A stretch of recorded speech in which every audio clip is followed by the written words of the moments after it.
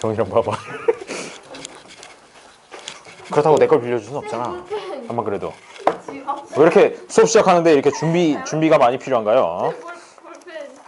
자, 오늘은 뭐 할 거냐면은 우리 겨울방학 동안에 사실 그 일단은 빅뱅부터 시작해가지고 쭉 진행해서 어디까지 했었느냐 하면은 이제 와, 많이 했어. 생각보다 되게 진행했던 그 단원들을 잠깐 살펴보면, 자, 콘텐츠를 딱 보니까 물질의 규칙성과 결합해가지고 우주의 시작과 원소의 생성, 이게 빅뱅이고, 그 다음에 지구와 생명체를 이루는 원소의 생성 했었고, 원소들의 주기성, 그래서 주기율표 버는 법, 원자과 전자를 비롯하여 그런 얘기들도 했었고, 그 다음에 원소들의 화학 결합과 물질의 생성에서 무슨 이온 결합이 어쩌고 공유 결합이 어쩌고 그런 얘기 들었던 듯한 기억은 나겠죠. 내용까지는 다 몰라도 그런 것도 했었고요. 그 다음에 자연의 구성 물질이라고 해서 이 우주부터 시작해서 지구 그리고 생명체는 어떤 물질이 가장 많이 구성되어 있는가, 이런 거에 대해서도 얘기를 좀 했었어요. 그리고 특히 이제 생명체 쪽에 조금 더 초점을 맞춰가지고 생명체 중에서 제일 많은 부분을 차지하고 있는 원소는 뭐고, 그 다음에 기본적으로 어떤 것들을 같이 가지고 있는가, 그런 얘기도 했었고, 그래서 거기 이제 단원으로 보면 물질과 규칙성은 다 했고요. 그 다음에 시스템과 상호작용 중에서도 역학적 시스템 얘기 좀 했었고, 중력부터 시작해가지고 뭘 이렇게 조심스럽게, 혹시 저 잘 안 보이면 여기 자리에 앉는 것도 괜찮을 것 같아. 안 나와요. 그죠? 그래서 그럼 아마 잘 보일 거야. 태어났어요. 나와요. 어쩔 거야? 이 친구 내가 전화하려고 그랬는데 오늘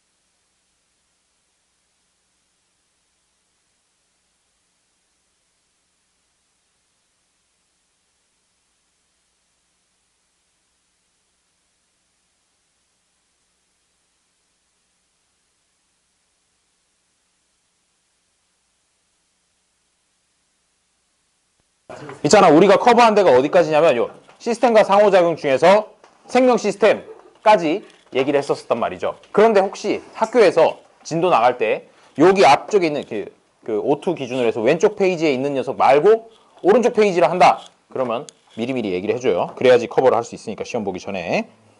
알겠죠? 네, 일단 제일 첫 단원인 빅뱅 단원을 좀 들어보도록 하죠. 자, 그래서 수학도 그렇고 과학도 그렇고 시험 범위가 나오는 대로 바로 족족 알려줘야 돼. 수학은 어디까지래요? 여러 가지 방정식. 아, 그래요. 안 그래도 딱 거기까지 했는데 근데 수업. 못 나가요. 거기까지. 아니야. 있잖아. 진도가 안 나가도 마지막 시간에 자, 몇 페이지부터 몇 페이지까지 수업을 했습니다. 그럼 한 거야. 진짜 그렇게 하고 시험 봐요. 정말이야. 농담 같지? 진짜 그래. 진짜 그러니까. 혹시 그 뒤에 있어서 잘 안 보이나요? 그냥 이게 사운드만 들어도 나름 괜찮을 거야. 자, 오늘은 첫 시간이니까 이제 진도 처음부터 나가는 첫 시간이니까 빅뱅 이야기, 그리고 원소들은 어떻게 생겨났는가, 별은 죽으면 뭐가 되는가, 이런 것들을 좀 이야기를 해보도록 하겠어요. 자, 그러면 이제 O2로 10페이지를 펴시면 되겠습니다. 야, 안쓰럽다. 셋이서 한권 보고 있는 게 되게 안쓰럽네요. 자, 10페이지를 펴보세요. 10페이지를 폈습니까? 자, 그러면 이제 빅뱅 우주론에 대해서 얘기를 할 건데, 이게 빅뱅 우주론이라는 게 왜 나왔는가를 생각을 해보면은 옛날에 한 250년쯤 됐죠? 허블이라는 양반이 살았어요. 들어봤죠? 이름 허블. 허블이라고 해서 이 사람은 한평생 밤하늘만 보고 살았어요. 밤마다 밤하늘을 보면서 별을 너무나 사랑한 나머지 매일매일 별을 보면서 그냥 보는 데서 그친 게 아니고 그 별의 움직임이라든지 어제 이쪽에서 보였던 별이 조금 움직였네, 이런 것들을 열심히 기록을 했어. 그래가지고 관측을 하면서 정말 엄청난 양의 기록을 남겨가지고 그걸 가지고 연구를 했던 거지. 어떻게 변하는가, 그런 것들을 연구를 했었는데, 그 결과 이 양반이 알아낸 것들이 꽤 많았어요. 왜냐하면 별을 계속 수십 년 동안 밤하늘을 보면서 기록을 하면 어떻게 움직이는지 이런 것들, 규칙성 같은 것들을 찾아낼 수 있잖아. 그 중에서 발견한 게 뭐였느냐 하면 이상하다. 저 별은 몇 년 전에, 한 10년 전에 봤을 때보다 더 밝기가 어두워졌고 더 스펙트럼 관측을 했을 때 뭔가 이렇게 좀 더 멀어진 것 같다라는 거를 여러 가지 발견했다는 거지. 그래서 이 양반이 관측한 것 중에 뭐였냐면 우주가 팽창하고 있다 라는 거를 관측을 통해서 알아낸 것이야. 진짜로 별들이 어떤 별은 뭐 가까워지는 별도 있고 멀어지는 별도 있고 그랬으면 이런 결론을 못 냈을 텐데 모든 별이 다 우리로부터 멀어지고 있다라는 관측 결과를 얻었던 것이지. 그러다 보니까 우주가 팽창하고 있다라는 걸 관측 자료를 바탕으로 해서 주장을 했고 사람들이 다 인정을 해서 오 진짜 그러네요. 그대가 열심히 이렇게 관측해 놓은 거 보니까 정말 그런 것 같아요. 그런데 왜요? 라고 하는데 왜요는 얘기를 못했어. 왜요까지 얘기할 수 있는 그런 상황은 아니었고 일단 우주가 팽창한다 라는 것까지 이제 관측 결과를 바탕으로 해서 주장을 했죠. 주장을 이것만으로도 엄청난 업적을 낸 거야. 엄청난 업적을 냈고 그래서 이 허블이라는 양반은 우주 천문학의 아버지라는 이름으로 이렇게 불리우면서 여기 뭐지? 허블 망원경이라고 들어봤니? 네. 허블 망원경. 그래가지고 우주에다가 망원경을 부품 아니고 이렇게 모듈 해가지고 쏘아 올려서 거기서 이렇게 조립을 해가지고 망원경을 우주에다 만들어 놨거든? 대빵 큰 망원경을. 그 망원경 이름도 허블 망원경이야. 이 사람 이름을 따가지고. 그래가지고 어쨌든 이 양반이 우주가 팽창한다는 거를 이제 관측을 했는데 뒤에 사람들은 이제 그거에 대해서 이제 설명을 하기 시작한 거야. 왜 그렇게 됐고, 그래서 앞으로 어떻게 될 거고 이런 것들에 대해서 썰을 이제 풀기 시작했는데 크게 두 가지로 나눠졌어요. 방향이 두 가지로 나눠졌는데 거기 나오는 그 10페이지에 이제 첫 번째 이제 그림으로 무슨 뭐 주사위 같은 그림이 하나 나오는데 그 그림을 보면은 반쪽은 정상 우주론이라는 걸 주장한 애들이 있었고 뭔가 이름부터 아주 굉장히 노말해. 맞아, 영어로 노말이에요. 정상 우주론. 그 다음에 빅뱅 이론, 빅뱅 우주론이라는 걸 주장한 사람들이 있었어요. 그래서 얘네 둘이가 좀 달랐는데 제일 크게 달랐던 게 뭐냐면 거기 그림으로도 표시가 되어 있는데 둘 다 우주가 팽창했다라는 거는 동의해. 뭐 그건 관측 결과니까. 그런데 얘가 여기서 이렇게 가고 여기서 이렇게 가는데 정상 우주론이라고 하는 거는 여기에 점이 한 3개 있었으면 여기 지금 뭐 부피가 면적이 4배 정도 됐다. 그러면 점이 4배만큼 더 생겼다. 그래서 3개였으면 12개가 됐다. 즉 뭔가 빈 공간이 생기면서 거기에 새로운 물질들이 생겨났다라고 얘기하는 게 이 양반들의 얘기였고 그 다음에 빅뱅 우주론이라고 하는 건 아 그래? 처음에 3개가 있었다고? 그러면 어떻게 더 생겨나? 그냥 있었던 만큼 그대로 있는 거야. 우주는 커지기만 할 뿐 새로운 물질이 더 생겨나는 건 아니다 라고 생각했던 사람이 있었어요. 이거 두 개의 차이가 있지. 그렇지? 똑같이 우주가 커지더라도 얘는 밀도가 계속해서 일정하게 유지되는 애들, 여기는 밀도가 점점 낮아지는 애들, 이런 식으로 큰 차이가 있었어요. 근데 이 정상 우주론을 얘기한 사람 중에 제일 대표적인 사람이 거기에 이름도 나와 있는데 호일이라는 양반이 있었어요. 호일이라 그러니까 왠지 한국 사람 같은 느낌도 살짝 드는데 호일이라는 양반이 있었고 그 다음에 빅뱅 우주론 중에서 대북격인 양반이 바로 가모프라는 사람이 있었던 것이죠. 이 사람 이름도 가끔 나올 수 있으니까 한번 알아두시고 얘네들이 이렇게 두 가지 이론을 가지고 대립을 했는데 그러다 보니까 얘네들이 생각하는 게 그러면 우주의 질량이라고 하는 건 정상 우주론에서는 뭐라고 얘기했겠어? 질량이 자꾸 증가하고 있다 라고 이렇게 얘기를 한 거죠. 뭐냐? 새로운 녀석이 자꾸 생기니까. 그렇죠? 빈 공간이 생기면 거기에 뭔가 이렇게 새로운 것들이 자꾸 생겨난다 라고 얘기를 했으니까 질량은 증가하고 그리고 밀도는 일정하게 유지되고 그리고 온도가 중요한데 온도 같은 경우에는 얘가 요 공간 안에 요만한 공간이 있다고 하면 요만한 공간 안에 과연 에너지가 얼마나 있느냐 그거에 따라서 온도가 결정이 된단 말이야. 그러면 얘가 똑같은 정도의 부피가 있다고 할 때 얘는 물질이 요만큼 있고 그 다음에 얘는 물질이 요만큼 있으면 누가 더 온도가 낮냐? 얘가 더 온도가 낮다는 얘기야. 그런 식으로 이제 생각을 해주면 얘 같은 경우에는 온도가 일정하게 유지되고 밀도도 일정하게 유지되는데 여기 빅뱅 우주론에서는 밀도도 낮아지고 밀도가 낮아지니까 에너지도 그 에너지 밀도가 낮아져가지고 온도도 떨어지고 그렇게로 얘기를 했다는 것이죠.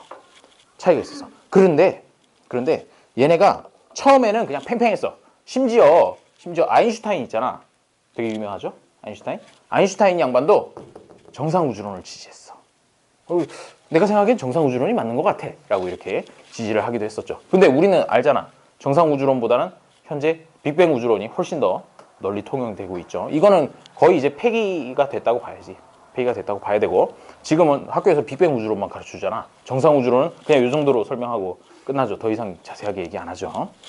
자, 그런데 제일 큰 문제가 있었는 게 얘 같은 경우에는 생성이 되면 뭔가 물질이 자꾸 생성이 된다는 건데 어디서 왔는데요?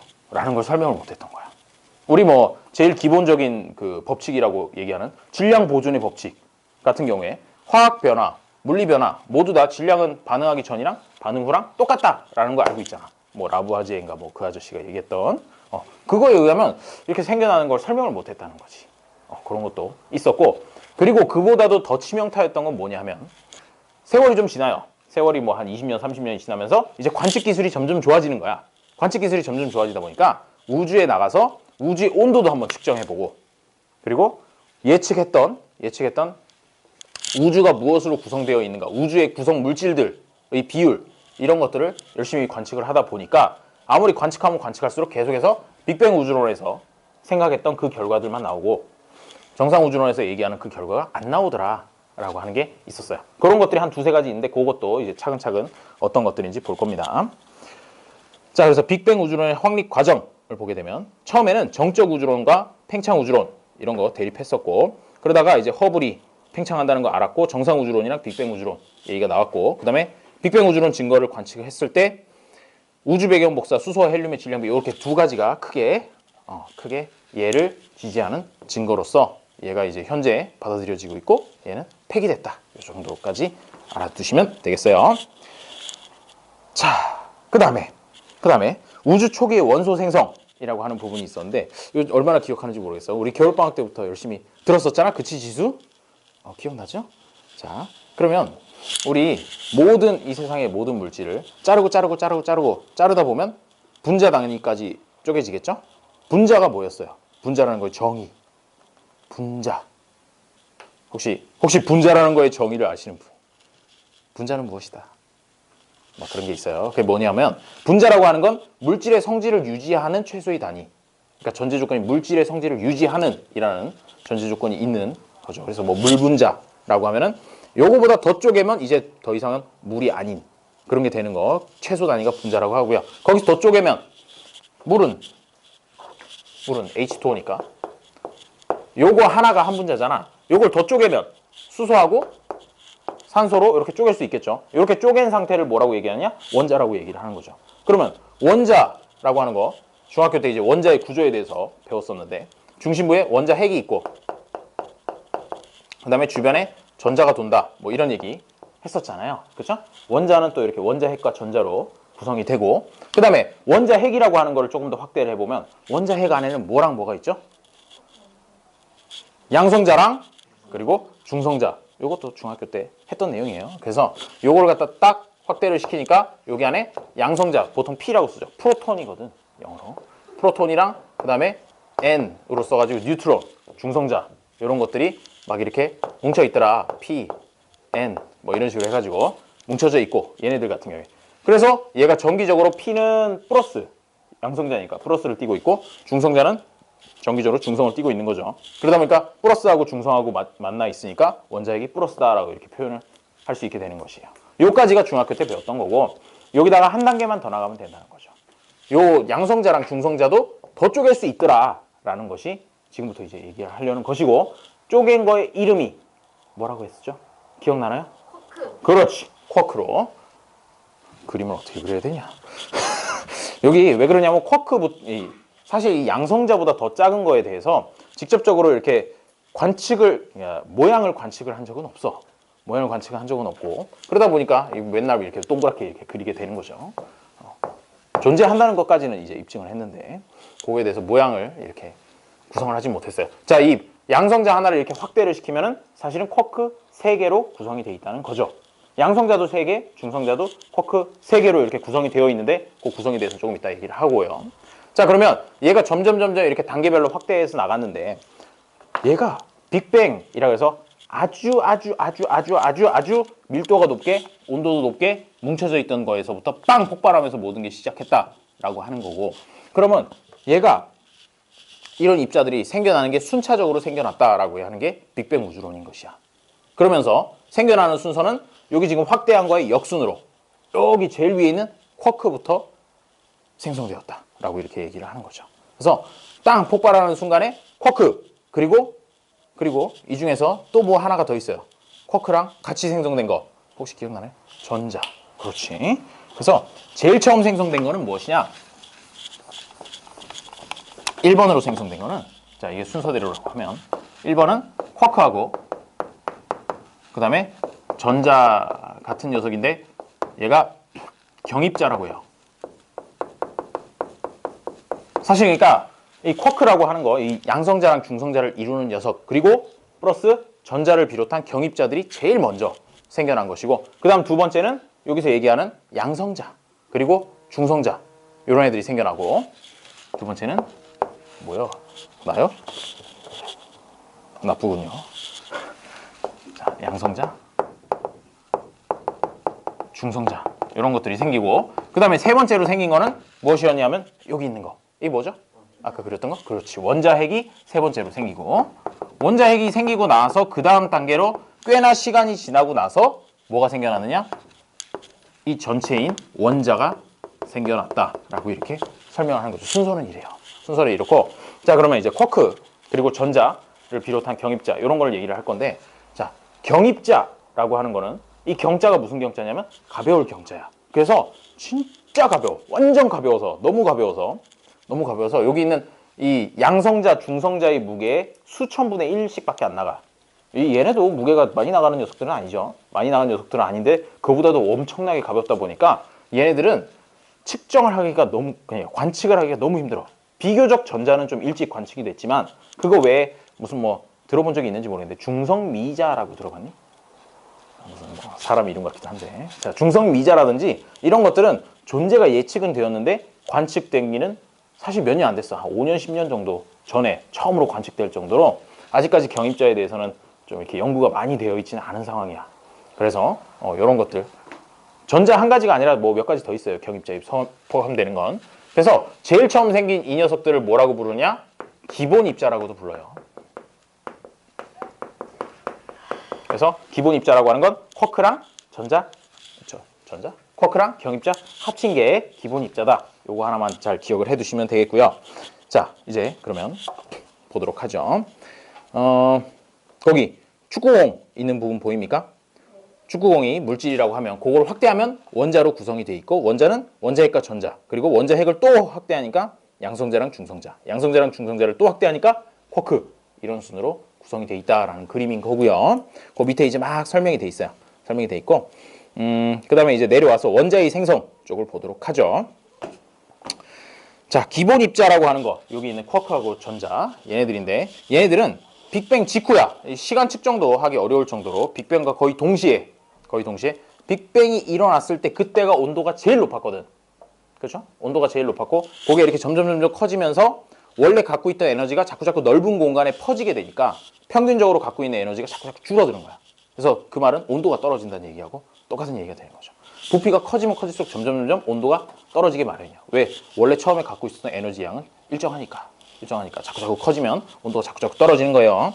자, 그래서 빅뱅 직후에 얘가 급격히 팽창하면서 온도가 낮아지면서 그때 바로 쿼크와 전자 등의 기본 입자가 생성이 되었고, 그 다음에 조금 더 시간이 지나니까 이제 쿼크들이 에너지를 엄청나게 많이 갖고 있을 때는 아쉬울 게 없어서 그냥 막 돌아다니고 있던 중이었지. 그런데 얘가 점점 우주가 식다 보니까 얘가 부딪혔을 때 튕겨나가는 게 아니고 부딪힌 상태에서 붙어있는 그런 상황이 생겼다는 거지. 얘가 항상 뭐 당구 같은 거 쳐본 적은 없겠지만, 당구 같은 걸 치다 보면요, 공이 빨리 가고 있을 때는 맞고 튕겨나가. 근데 천천히 가가지고 힘이 거의 다 떨어졌다. 그럼 그냥 거기 가서 이렇게 딱 멈추잖아. 그거랑 똑같다고 생각하면 돼요. 그래서 초반에는 쿼크끼리 막 부딪힐 때도 아무 일도 안 일어나고 그냥 튕겨나가기만 하다가 조금 시간이 지나서 에너지가 줄어드니까 얘네들이 결합을 하기 시작을 했다는 것이야. 그래서 이 쿼크라는 녀석이 뭉쳐가지고 양성자하고 중성자가 생성이 돼 있는데, 여기서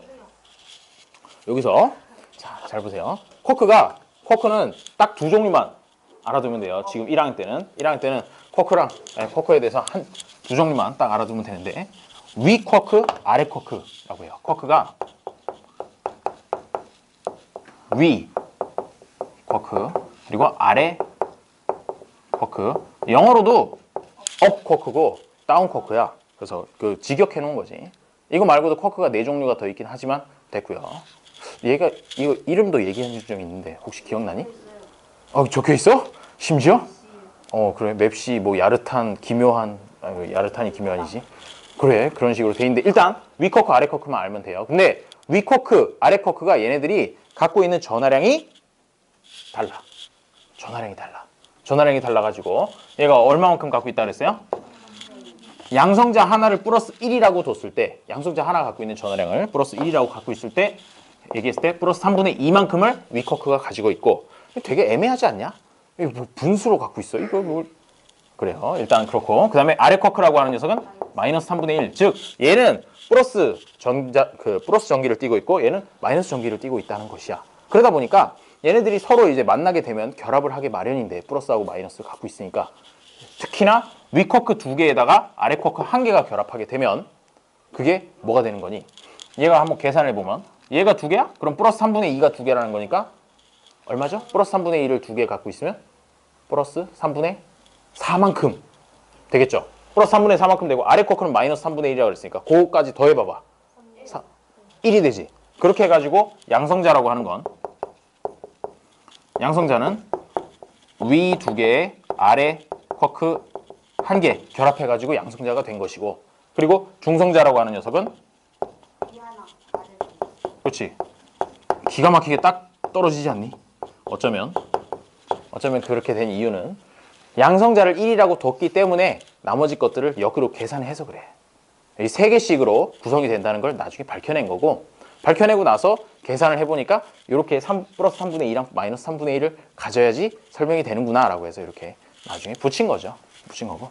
자, 어쨌든 기억해야 될 거는 양성자는 위 쿼크 두 개, 아래 쿼크 한 개가 결합되는 것이고 중성자라는 건 위 쿼크 하나에 아래 쿼크 두 개다. 자, 이거 숫자를 아는 것보다 더 중요한 게 있어. 도연아.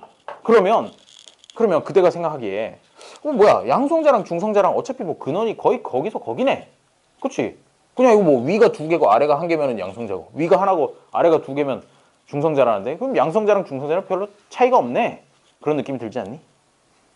빨리 든다고 대답해줘. 아니 근원이 거의 비슷하단 말이야. 근원이 거의 비슷하다는 얘기가 뭐냐면 생성 초기에는 양성자가 되는지 중성자가 되는지가 왔다 갔다 서로 바뀔 수가 있었다고. 그러니까 양성자가 위에 거 하나를 떼내면서 아래 거 하나 받아오면 중성자가 됐다가 마찬가지로 이제 중성자에서 양성자로 가는 것도 굉장히 자유로웠다고. 그러다 보니까 초기에는 생성 초기에는 양성자하고 중성자가 생성되는 초기에는 거의 개수비가 1대1이었어. 그냥 확률적으로 반반일 거 아니야. 뭐 어차피 주고받으면 바뀌는 거니까. 그게 자유롭게 이렇게 왔다 갔다 하는 시간이 좀 있었어. 그때까지만 해도 중성자랑 양성자는 개수비가 1대1이었겠지.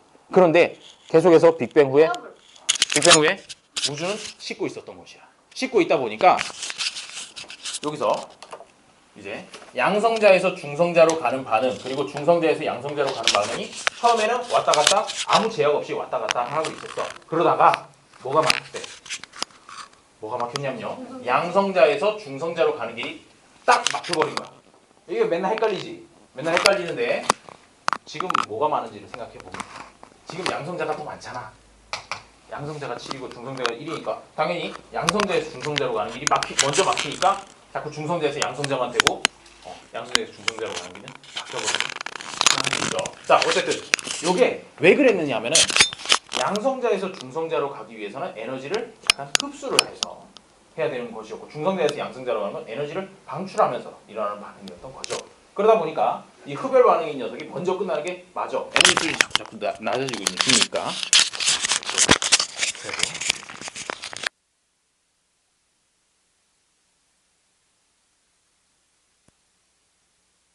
길이 다 있다가 한쪽이 막혀버린 거야.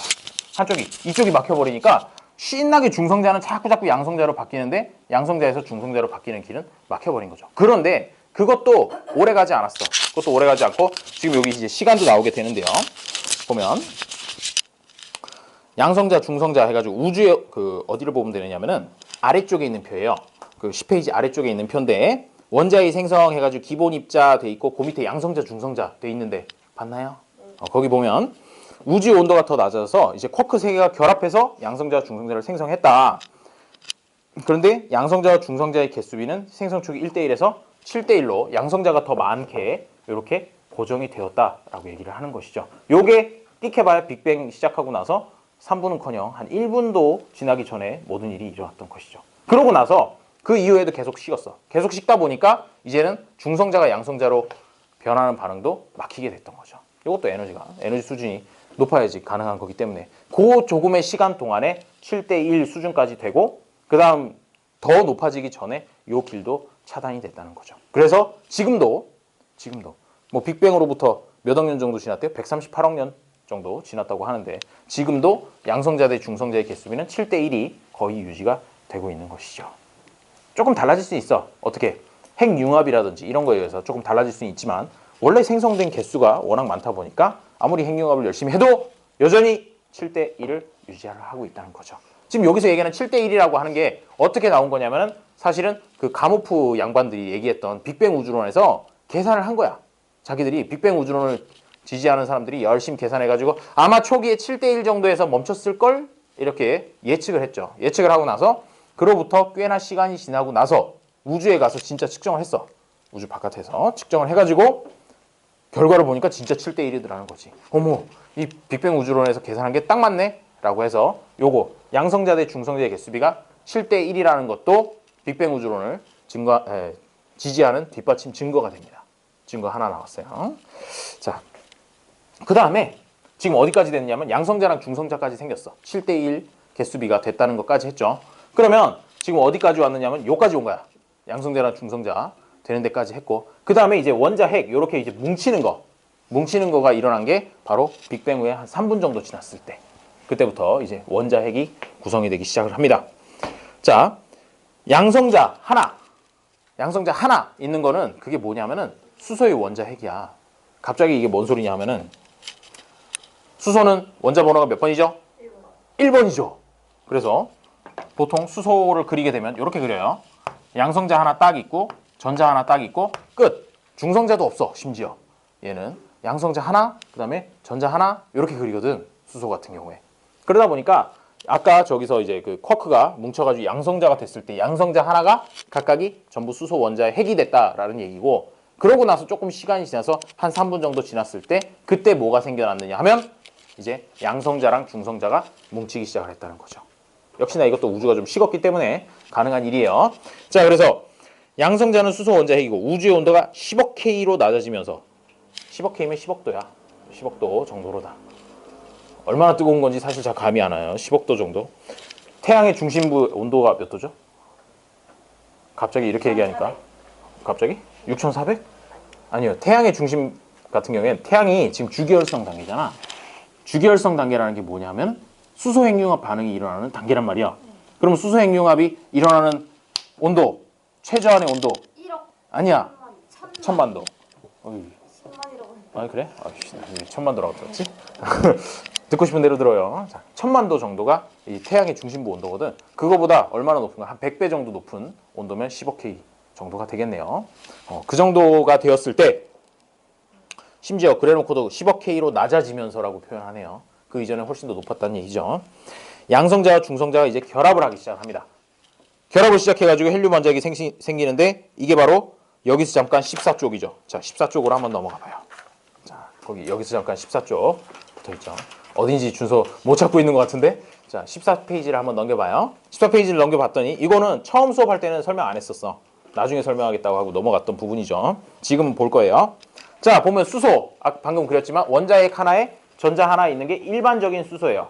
일반적인 수소인데 동위원소라는 말 들어봤지? 네. 동위원소라는 말 들어봤나요? 동위원소라는 게 뭡니까? 동위원소. 오늘 배웠는데. 같을 동자에 위치란 뜻이죠. 같은 위치에 있는 원소인데 같은 위치라는 게 뭐냐면은 평에서 같은 거. 아니 그거는 같은 주기라는 얘기고 그거 말고 양성자의 개수가 같은 녀석이야. 양성자의 개수가 같은 거. 갑자기? 그러면 거기 보면은 수소라고 제일 왼쪽에 수소 있고 중간에 중수소라고 써 있고 그다음에 오른쪽에 삼중수소라고 돼 있잖아. 네. 왠지 느낌이 좀 쎄해. 그냥 수소가 있고 중수소가 있고 삼중수소가 있대. 내가 오늘 배웠어요. 그럼 뭔데? 이게 중수소가 뭐니? 그건 모르겠어요. 중자가 무거울 중자야. 그래서 그냥 수소가 아니고 무거운 수소고 더 무거운 수소라는 그런 뜻이거든. 그러면 도대체 뭐가 무겁다는 거냐? 원자 핵의 구성이 조금 다른 거야. 아까 볼 때 동위원소라는 건 양성자의 개수가 같은 것이라 그랬잖아. 즉 수소라고 하면 양성자가 한 개 있는 거면 무조건 다 수소라고 부른다고. 똑같은 걸로 산소는 양성자가 몇 개 있냐면 8개가 있어요. 그래서 양성자가 무조건 8개이기만 하면 전부 다 산소라고 얘기를 하는 거야. 그런데 뭐가 다르냐? 지금 여긴 중성자가 없죠.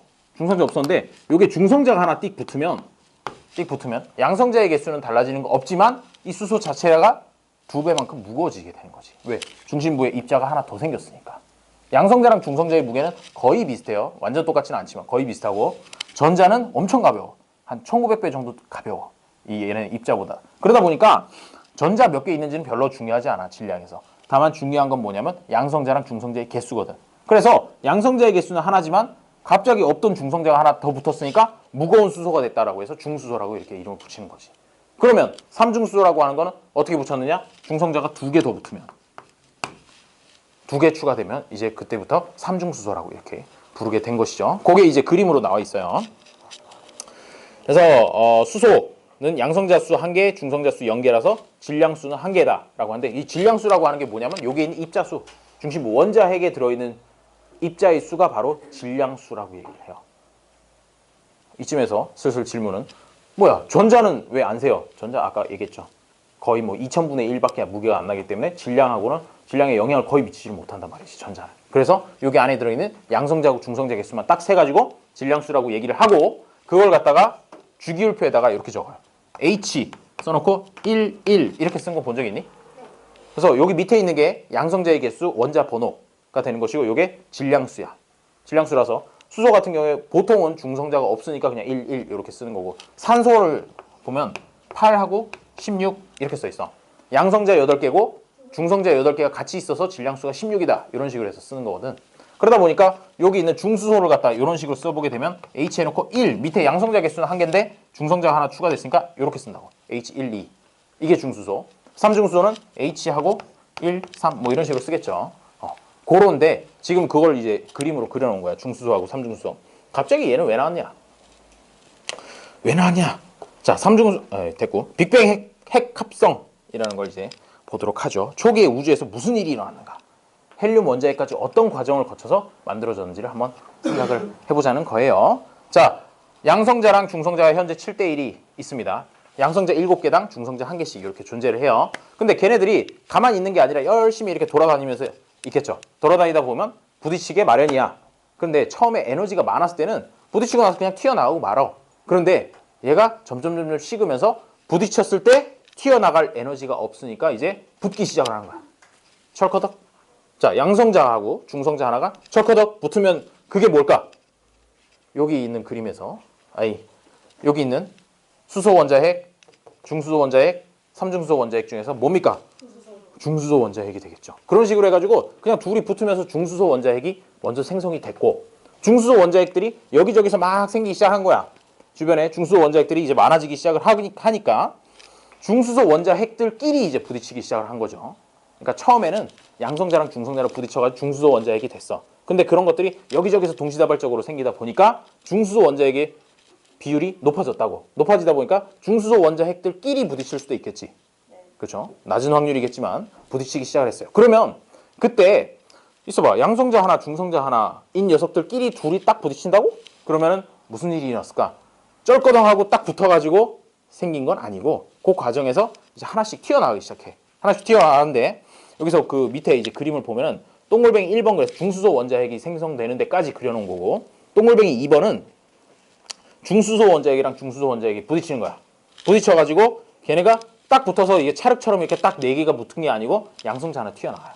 양성자 하나 튀어나가면서 양성자 하나, 중성자 2개만 이렇게 남아가지고 그게 바로 삼중수소 원자핵이 되죠. 그러고 나서 또 이렇게 막 삼중수소 원자핵이 좀 생겨났는데 아무래도 개수는 더 적었겠죠. 삼중수소 원자핵이. 중수소 원자핵은 꽤 많았고 중수소랑 삼중수소가 부딪히기 시작을 한 거야. 그러면 입자가 5개가 부딪혔다는 얘기인데 그 중에서 중성자 하나 튀어나가면서 남은 게 바로 여기 나와 있는 양성자 2개, 중성자 2개 그 그림을 보세요.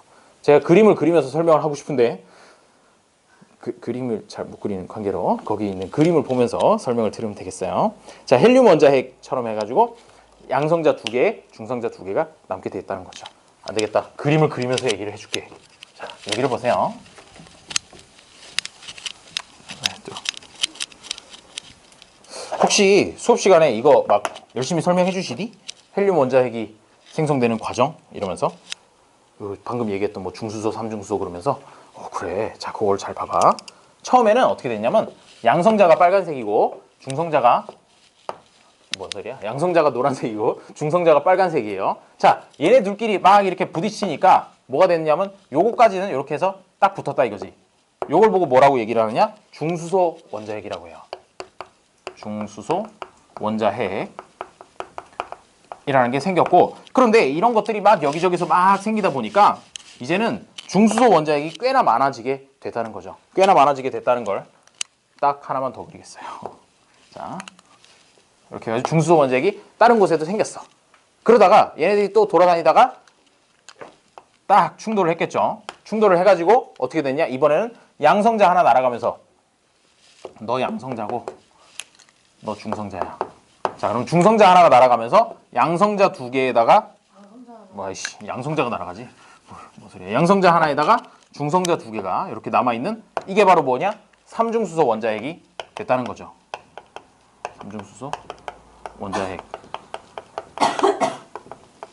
이게 제일 첫 상태였고, 그 다음에 두 번째 상태, 그 다음에 이게 세 번째 상태. 삼중수소 원자핵까지 생기는 게 세 번째 상태고, 그 다음에 이 삼중수소 원자핵이 여기저기 생기기 시작하면서 삼중수소 원자핵끼리 부딪히는 확률은 너무너무 낮았고, 그치? 아무래도 그냥 양성자가 훨씬 많았고, 그 다음에 중수소도 그거보다는 개수가 작았을 텐데 삼중수소는 더 작았겠지.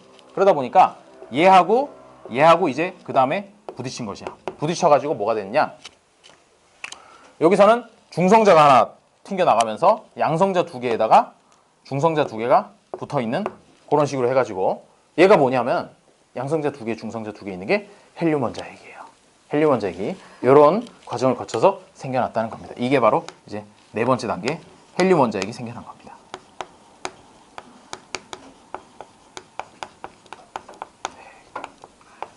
자, 이렇게 설명이 길 것 같아서 처음 할 때는 안 했었어요. 처음 할 때 안 하고 지금 이제 설명을 들었으니까 이렇게 좀 봐주시면 될 것 같아요. 그러면 이런 거에서 도대체 그럼 문제는 뭐 나오는데요? 어쩌라고요? 뭐 이렇게 얘기할 수 있는데 가끔씩 이런 걸 물어본다는 거지. 중수소 원자핵 2개가 부딪혀서 삼중수소 원자핵이 됐다라고 알고 있는가를 어떻게 물어보냐면 이 둘이 부딪히는 과정에서 양성자가 튀어나갔나요? 중성자가 튀어나갔나요? 이런 걸 막 물어본다 이거야. 근데 뭐 그거야. 삼중수소 원자핵이라는 게 어차피 양성자는 한 개, 양성자 한 개 있어야 수소라고 부르는 거니까 그것만 잘 생각해주면 양성자가 튀어나갔다는 걸 추론해서 알 수도 있어요. 자, 그렇고요. 알았어요. 자, 다시 돌아와요. 여기서 잠깐이었으니까 이제 돌아오시고. 아직 원자핵까지밖에 안 왔어. 원자핵까지밖에 안 왔는데 왜 이래요?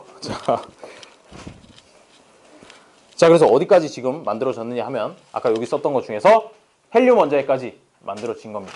그 상태로 굉장히 시간이 또 많이 흘러요. 지금까지는 뭐 몇 분 안 지났는데 빅뱅 후 약 3분 이 정도까지밖에 안 지났었는데 그로부터 38만 년 동안 천천히 우주가 식기 시작합니다. 그래서 온도가 쭉쭉쭉쭉 떨어지죠. 그래서 빅뱅 후 약 38만 년이 지나고 뭐가 생겼대? 원자가 생겼다는 거죠. 있어봐. 안 보여? 안 보이면 이쪽 앞으로 와요. 자, 원자핵에 전자가 붙으면은 이제 그게 원자가 되는 거잖아. 근데 그 전까지는 왜 전자가 거기 붙지를 못했을까? 너무 온도가 높았던 거지. 너무 온도가 높고 갖고 있는 에너지가 많다 보니까 원자핵이 플러스라서 전자가 원래 이렇게 끌어당겨지기는 하는데 그걸 뚫고 나갈 만큼 힘이 강하게 있었다는 거죠, 전자가. 그러다가 이제 온도가 점점 떨어지니까 전자도 에너지가 부족해서 이제 더 이상은 너의 구애를 거절할 수 없구나 하면서 이렇게 원자가 되었다는 것이죠. 자, 그게 약 빅뱅 후 38만 년 후, 그리고 우주의 온도가 약 3000K 정도가 됐을 때.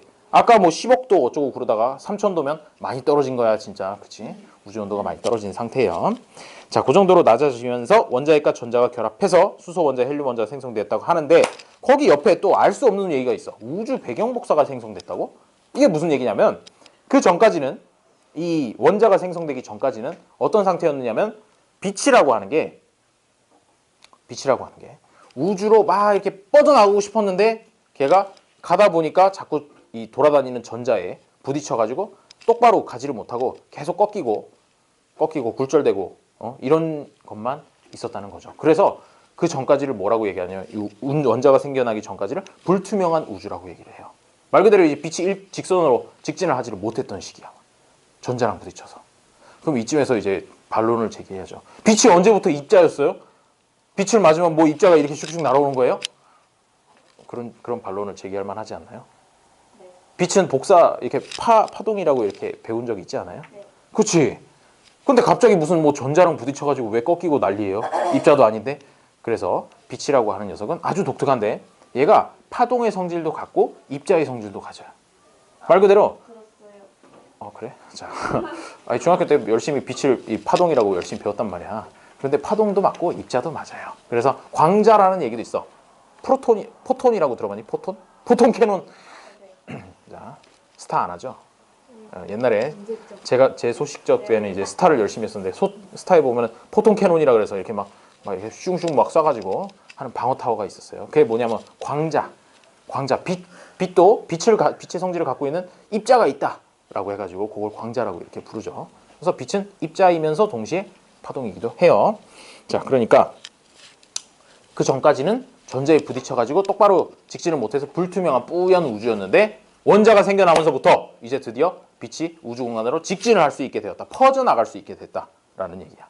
그때 나온 빛이 지금 관측이 되는 것들이 있는데 그걸 보고 뭐라 그러냐? 우주 배경 복사라고 얘기를 하는 거죠. 말 그대로 배경이라고 하는 건 이 여백을 얘기하는 거고 복사는 빛을 보고 빛 이렇게 오는 걸 보고 복사라고 얘기를 하잖아. 그래서 우주 배경 복사라는 이름을 붙였죠. 그리고 나서 이 빅뱅 우주론에서는 여기까지 예측을 했어. 우주 배경 복사가 아마도 그때 이제 38만 년 정도 지났을 때 한 3000K 정도 우주가 온도가 떨어지면서 그때 이제 원자가 생성됐을 거니까 그때 나온 빛이 지금 오게 되면은 대략 한 3K 정도 되는 녀석이 내뿜는 복사가 올 거다라고 예측을 했는데 실제로 관측을 해보니까 딱 그 정도가 나왔던 거죠. 그래서 이제 빅뱅 우주론이 빼박이네라고 이렇게 얘기를 하게 됐던 거죠. 그래서 빅뱅 우주론을 지지하는 증거는 지금까지 두 개를 얘기했어요. 뭐냐면 지웠네. 7대1 양성자 대 중성자가 7대1일 거다라고 예측했는데 실제 관측해보니까 맞았고 그 다음에 우주 배경 복사가 지금 관측하면 한 3K 정도 될 걸이라고 생각했는데 딱 한 2.7K 정도 해가지고 그 관측 결과가 딱 들어맞았던 거죠. 그 두 가지가 대표적으로 빅뱅 우주론이 맞다라는 증거가 됩니다. 뭐라고요? 7대1이랑 빅뱅우주를 7대1이랑 우주 배경 복사 뭐 이렇게만 기억해놔도 나중에 보기에서 고르기에는 충분해요. 알겠죠? 뭐가 7대1인데요? 갑자기 양성자와 중성자의 비율 양성자 중성자의 비율이 7대1이라는 거 그리고 우주 배경 복사가 있을 거라는 거 이런 것들이 바로 빅뱅의 증거가 돼요. 자, 오케이. 그러면 뭔가 하나 더 얘기하고 싶은 게 있었는데 일단 나중에 생각나면 얘기할게요. 자, 우주 배경 복사해서 11페이지로 이제 11페이지로 넘어가 봐요. 우주 배경 복사라는 게 뭐냐? 우주의 온도가 약 3000K일 때 수소 원자, 헬륨 원자가 생성되면서 우주로 퍼져나간 빛으로 가모프가 예측하고 펜지어스와 윌슨이 발견했다. 이게 뭔 소리냐? 가모프가 빅뱅 우주론을 주장하면서 이런 거 있을걸? 이라고 얘기한 거고 그거보다 한참 뒤에 한 10년, 20년 뒤에 펜지어스랑 윌슨이라는 다른 사람이 이거를 실제로 관측을 했다라는 얘기가 되는 거예요. 자, 그래서 뭐 가모프의 우주 배경 복사 예측이라고 해서 빅뱅 우주에서 우주 온도가 약 3000K일 때 원자가 생성되면서 퍼져나간 빛이 우주가 팽창하면서 파장이 길어져서 현재는 한 3K면은 영하 270도야. 엄청 춥죠? 영하 270도 그 정도. 우주의 지금 현재 온도가 영하 270도 정도 된다고. 우주로 나가가지고 우주복을 딱 벗고 나는 자연인이다 한번 외쳐주면 그게 바로 영하 270도에 내 몸을 노출시키는 것이야. 그런데 생각만큼 그렇게 춥지는 않아. 왜냐하면 아니 영하 270도라고 하면 엄청 낮은 온도라고 생각을 하잖아. 그런데 우리 한번 생각을 해봅시다. 이 따뜻한 물에다가 손 넣어본 적 있니? 뜨거운 물에? 좀 비유가 그런데 한 40도 되는 물이 바로 열탕 정도 된단 말이야. 목욕탕에서 40도에다가 손을 넣는 순간 어때? 뜨거워라. 참을 수 없죠. 그러다가 한 60도 정도에다 넣으면 뒤어. 그때부터 이제 진짜 익기 시작해. 60도 정도가 되면. 그런데 또 목욕탕 옆에 가보면 뭐가 있니? 사우나 있지. 건식 사우나라 그래서 이제 막 무슨 뭐 이렇게 뜨거운 김 나오는 것 같은 그런 거에 들어가게 되면 거기에 이제 건식 사우나가 있고 습식 사우나가 있어요. 건식 사우나가 핀란드 사우나라고 그래가지고 이렇게 나무 이렇게 앉아 있는 거고, 습식 사우나는 막 한약 냄새 나고 그런 거 있잖아. 들어가자마자 막 수증기가 날 반겨주는 그곳이 습식 사우나인데, 온도를 여기 바깥에다 이렇게 딱 붙여놓으면 건식 사우나 같은 거는 숫자가 무조건 100도가 넘어. 105도, 110도 막 이렇게 돼 있고, 습식 사우나는 아무리 높아봐야 60도 정도가 최고로 높은 거예요. 습식 사우나에 100도라고 써 있는데 들어가면 죽으니까 절대 들어가지 마요. 그러지 말고, 그게 무슨 차이가 있느냐면은 열을 얼마나 잘 전달해 줄 수 있느냐라고 하는 게 성질이 다르다고. 공기 중에서 하고 물 속에서 하고 금속에다가 됐을 때 하고 다 다르다는 거지. 그러다 보니까 우주 같은 경우에는 뭐가 있니? 개뿔도 없죠. 거의 진공에 가깝고 굉장히 낮은 밀도로 수소라든지 헬륨이라든지 이런 것들이 존재를 한단 말이지. 여기 이런 것들이 생성됐다 그랬잖아. 우주로 막 퍼져나가서 밀도가 엄청나게 낮아. 그러다 보니까 나한테서부터 열을 뺏어갈 입자들도 거의 없는 거야. 그래서 딱 보는 순간 아 춥다라고 느끼지는 못한다고 그래요. 뭐 느껴본 사람이 있는지 모르겠지만 느껴봤으면 죽었겠지. 자, 그래서 생각보다 이렇게 막 공기 중에서 영하 270도에 노출됐을 때랑은 좀 다르다 이거지. 다르고, 그거보다도 더 힘든 거는 아무래도 숨을 못 쉰다는 거. 아까도 얘기했지만 산소 따위는 있을 리가 없고 우주 공간에 산소가 있을 거라고 기대하면 안 되겠죠. 그거 말고도 굉장히 뭐 수소, 헬륨 이런 게 있다 그래봐야 굉장히 희박하기 때문에 수소, 헬륨으로 우리가 숨 쉴 수 있는 것도 아니잖아. 그래서 숨이 막혀 죽는 게 첫 번째 죽는 이유는 숨이 막혀 죽고요. 그다음에 가끔씩 뭐 그런 것도 생각해 볼 수가 있어요. 그 압력이 너무 낮으니까 혹시 이렇게 몸이 이렇게 부풀어 올라서 빵 터지지 않을까? 뭐 이런 영화적인 상상력을 발휘하는 사람도 있는데 그렇게까지 빨리 터지지는 않아요. 이게 부풀어 오르긴 부풀어 오르지. 아무래도 압력이 바깥쪽에 압력이 너무 낮으니까. 우리 몸은 일기압에 적응돼 있는데 갑자기 영기압에 가까운 녀석이 되니까 부풀어 오르긴 해요. 하지만 뭐 진짜 빵 터진다든지 그럴 정도는 아니에요. 아니고. 갑자기 이 얘기 왜 했지? 자, 어쨌든 파장이 일어서 현재 약 3K에 해당하는 복사로 관측될 것이다 라고 예측을 했는데 진짜로 약 3K의 물체에서 방출되는 에너지의 파장과 일치하는 녀석을 관측을 했다라는 그런 얘기가 되겠습니다. 자, 그러면 밑에 있는 개념 속속을 한번 쑥쑥쑥 보고 조금 쉬었다가 하도록 하죠. 다 풀었다고? 네. 훌륭하군요. 맞아요. 준서도 풀려있니? 그래서 알았어. 빨리 후루룩 한번 읽고 넘어가지 뭐. 그러면 빅뱅 우주론에서 빅뱅 이후 감소하는 우주의 물리량, 뭐가 감소하니? 밀도가 자꾸 들어있는 내용물은 똑같은데 부피가 자꾸 늘어나니까 밀도가 감소한다. 밀도가 감소한다는 얘기는 곧 온도가 떨어진다는 얘기하고 같은 거죠. 그 다음에 다음 과정으로 생성된 입자, 빅뱅 후 가장 먼저 생성되었으며 더 이상 분해할 수 없는 입자, 이게 바로 쿼크만 골라주면 안 되고 전자도 같이 골라줘야 돼요. 이게 이제 포인트지. 그 다음에 우주가 팽창하면서 쿼크가 결합해요. 쿼크가 결합해서 생성된 건 중성자하고 양성자 두 개를 골라줘야 될 것이고, 빅뱅으로부터 약 3분 후 양성자와 중성자 결합하여 생성된 입자가 바로 원자 핵 중에서도 헬륨 원자 핵이 되겠죠. 우주 온도가 약 3000K 됐을 때 생성된 입자가 바로 원자가 되겠습니다. 우주 배경 복사는 우주의 나이가 약 38만 년이 되었을 때 우주로 퍼져나간 빛으로 현재 온도가 약 3K인 물체가 방출하는 복사와 같은 파장으로 관측되며 땡땡 우주론, 빅뱅 우주론을 지지하는 증거이다. 그 정도로 되면 되겠죠. 지금 쉬어요. 지금 쉬고 이어서 조금 이따가 하도록 할게요. 이상하다. 토요일 때보다 더 뭔가 설명을 많이 하고 있는 것 같은 느낌이. 안 돼. 이렇게 천천히 해서는 안 된다. 그때부터 못 나올 것 같은데. 어? 해주고 싶은 얘기가 너무 많아. 왜 그러죠? 왜 그러지? 나도 학교 수업만큼 시간을 수업하고 싶어. 안 되겠지? 학교 수업 오고 싶은데. 대신에 일주일에 여러 번 하잖아. 여러 번. 과학 몇 시간이니 일주일에? 되게 많은데. 과학 몇 시간이야 일주일에? 우리 4시간. 아, 5시간. 5시간? 5시간? 우리 하나는 실험이야. 아 싫어. 뭐? 들을만해? 아 그래요.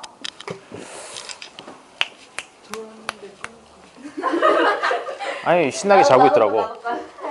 친구들이 저거냐? 수업 시작하기 전까지만 해도 춤추고 그렇게. 쌤이 깨웠네. 쌤이 깨웠는데. 쌤이 완전 웃겼어. 어이 저좀 일어나려는 노력했어. 아 그럼. 아야 주먹은 쥐지 말고 얘기해. 주먹 쥐면 무서워. 주먹 쥐지 말고 얘기해. 아니 얼굴 보고 완전 빵 터질 건데. 아니 이거 앞에 앉아가지고 자고 있길래 이 친구가. 안 자려고 했는데요. 될 수밖에 없어요. 자고 있었어요. 알았어 미안해. 안 자게 해주고 싶었는데 슬프다.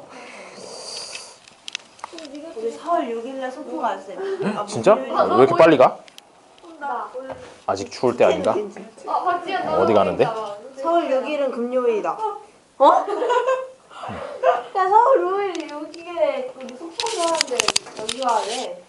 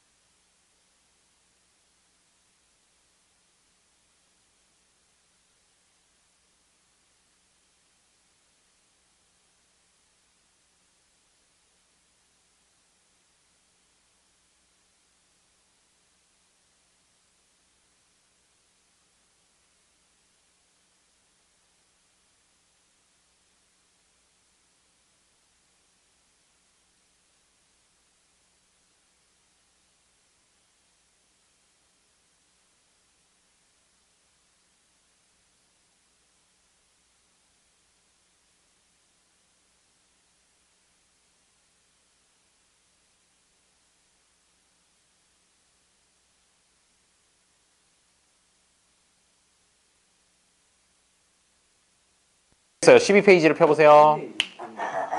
자, 아까 무슨 얘기를 했었느냐 하면은 얘가 어디에서 스톱이 됐다고 했냐면 양성자가 동그라미로 그리면 하나, 둘, 셋, 넷, 다섯, 여섯, 일곱 개. 그 다음에 중성자라는 녀석을 노란색으로 그리면 하나. 이렇게 7대 1로 고정이 됐다고 얘기를 했었잖아. 그렇죠? 양성자랑 중성자가 7대 1의 비율로 고정이 됐다고 했는데 그 다음에 만들어진 게 바로 헬륨 원자핵이었죠. 그래서 헬륨 원자핵이 만드는 거를 한번 생각을 해보려면 중성자를 하나 늘린 대신에 양성자를 7개를 또 늘려주고 이렇게 돼도 여전히 7대 1이 유지가 되죠. 자, 일단 이런 상태였다고 하면 여기서 양성자 2개랑 중성자 2개가 요만큼이 뭉치면서 뭐가 됐느냐 하면은 헬륨 원자핵이 하나가 나왔어. 원자핵 딱 한 개. 쌤 잠시 전화 바꿔도 돼요? 이렇게 나왔고요. 네, 그러세요. 받지 말라 그러면 안 받을 거예요? 자, 그다음에 양성자 한 개가 있으면 이게 뭐라 그랬었지? 양성자 한 개가 있으면 중성 아니고요. 수소 원자핵이라고 했었어. 그렇지? 수소 원자핵. 수소 원자핵은 하나, 둘, 셋, 넷, 다섯, 여섯, 일곱, 여덟, 아홉, 열, 열하나, 12개가 있는데 헬륨 원자핵은 딱 한 개가 이렇게 나오게 되는 거죠. 그렇죠? 그래서 개수비로 따지면 수소 원자핵 대 헬륨 원자핵의 비율이 개수로 따지면 얘가 12개 대 1개다 라고 이렇게 할 수 있고 그 다음에 질량으로 한번 생각을 해보면 질량이라고 하는 거 아까 얘기했을 때 양성자랑 중성자랑 거의 질량은 비슷하다라고 얘기를 했으니까 수소가 질량이 얼마만큼 되냐면 여기도 역시 개수대로 해가지고 질량이 12가 될 것이야. 근데 헬륨 원자핵 요거 4개가 들어가서 원자핵 하나가 된다는데 헬륨 원자핵의 질량은 그럼 얼마라고 얘기할 수 있어요? 4. 그래서 질량 비를 얘기를 했을 때는 12대 4니까 결국 얘가 3대 1의 비율이 됐다는 거죠. 뭐가? 수소 대 헬륨이 3대 1로 이렇게 정리가 된다라는 얘기가 되는 거죠. 오케이? 이렇게 해서 나오게 되는데 이게 뭐 어쨌다는 거냐?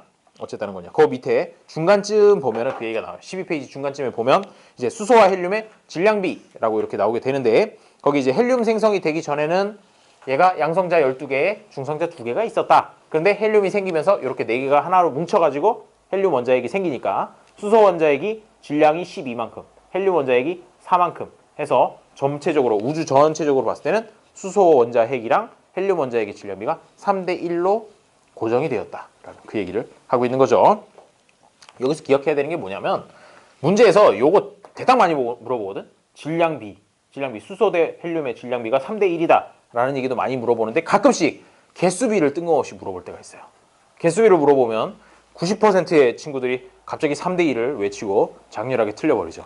그게 아니고 개수비는 12대 1이고 질량비는 3대 1이다 라는 거를 좀 기억을 해주면 좋겠어요. 그림으로 설명을 드렸습니다.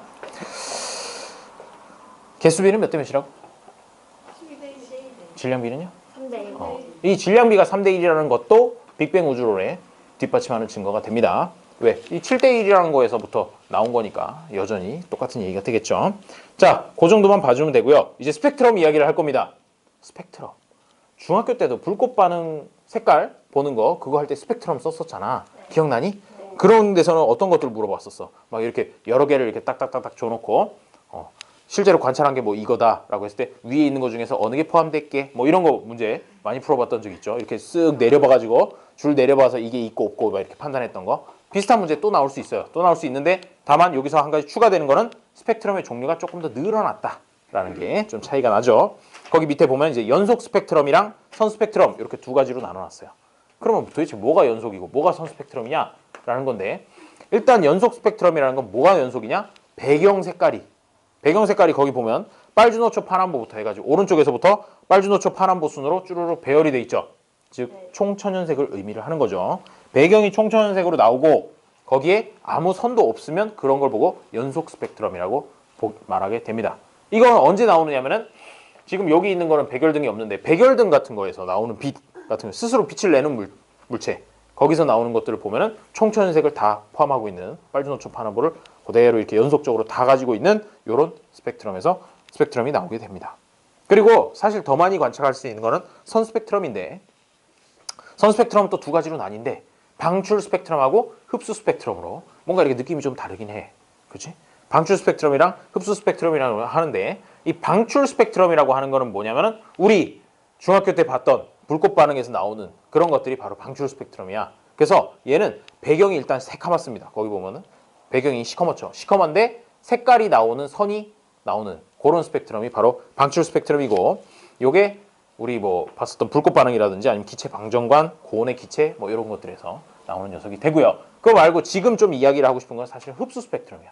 얘는 옆에 있는 방출 스펙트럼이랑 완전 반전이죠. 그러니까 배경은 총천연색인데 까만색 선이 나오는 거지. 까만색 선이 나오는데 요 까만색 선이 왜 나오느냐 하면은 요거는 이제 태양빛 같은 거를 스펙트럼으로 보면 이런 식으로 나오게 되는데 일단 태양 자체는 총천연색을 다 방출을 해요. 빨주노초 파랑보 완전히 까만 선 없이 다 방출을 하는데 태양도 대기가 있거든. 우리 뭐 지구만 대기가 있는 게 아니라 태양도 대기가 있는데 태양의 대기는 주성분이 뭐 수소가 아무래도 제일 많고 그거 말고 이제 다른 것들도 좀 섞여 있단 말이지. 그래서 태양의 대기를 지나면서 태양빛이 나와서 쑥 가다가 태양의 대기를 지나면서 태양 대기에 잘 흡수되는 파장만 싹싹 흡수가 돼버린 거야. 흡수가 돼버리고 나머지가 오니까 그 까만색으로 된 부분이 바로 태양의 대기에 흡수된 파장들인 거지. 그 부분만 빛이 아는 거야. 그래서 이렇게 까맣게 나타나게 되는 것이고 그래서 대기에 흡수된다라는 의미로 흡수 스펙트럼이라고 얘기를 하는 것이죠. 오케이? 자, 그래서 여기에 흡수 스펙트럼에서 나타나는 선의 위치, 굵기 이런 걸 가지고 알 수 있는 건 뭐냐면 태양 대기에 어떤 종류의 기체들이 얼마나 많이 있는가 요거를 알 수가 있게 된다는 것이죠. 자, 흡수 스펙트럼을 잘 알아두면 돼. 여기서는 중요한 게 흡수 스펙트럼이니까. 자, 각각의 정의는 밑에 이제 얘기가 나와 있고요. 그 13페이지의 스펙트럼 분석 여기를 좀 보도록 하죠.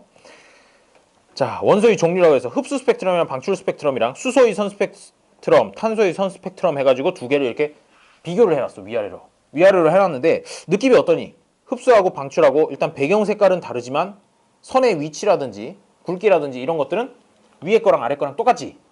그렇죠? 그렇기 때문에 한 가지 원소라면, 그러니까 수소든 탄소든 한 가지 원소라면 흡수 스펙트럼에서 나타나는 선의 위치, 굵기랑 그 다음에 방출 스펙트럼에서 나타나는 위치, 굵기가 똑같다라는 게 이제 포인트가 되겠어요. 뭐 그렇겠지. 그렇지 않을까요?